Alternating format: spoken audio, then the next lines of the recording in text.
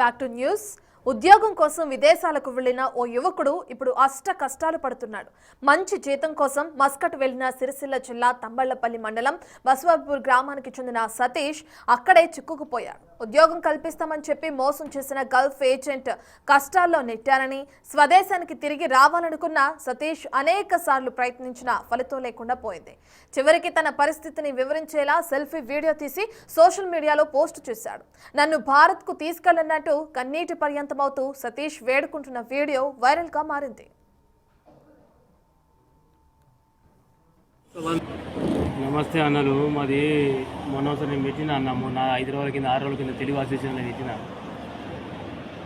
నేను నెల కింద వచ్చిన అన్న కంపెనీ అని తోలిచ్చిండు, సప్లై కంపెనీ తోలిచ్చిండు. ఏదో మనం అనవసరంగా వచ్చిన అంటే ఏదో చేసుకున్నామని వచ్చిన, కానీ ఆరోగ్యం బాగాలేదన్న. ఆరోగ్యం బాగాలేదు. సార్లు కూడా అందరూ కలిసిన, పెద్ద పెద్దలు కూడా కలిసిన.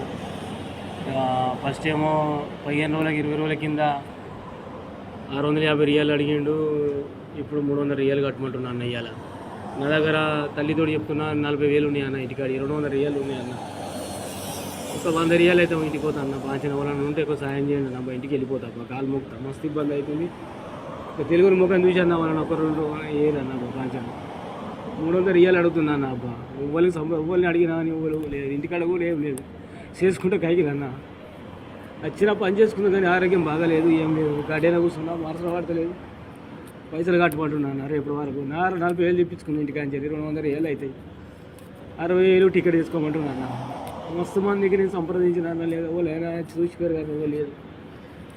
ఏ 2 పిల్లలు అన్న. మాది రాజన్న సిరిసిల్ల తంగడపల్లి మండలం బసపురం. ఆల్రెడీ గ్రూప్లో కూడా పెట్టిన. గార్డెన్లో ఉంటున్నా అన్న. మనసులో పడతలేదు, ఏం చేయాలి. ఇంటికైతే చేపించుకుంటున్నారు ప్రతి తినడానికి.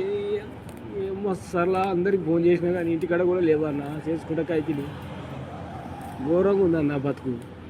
ఏదో వచ్చినా కానీ ఆరోగ్యం బాగలేదన్న.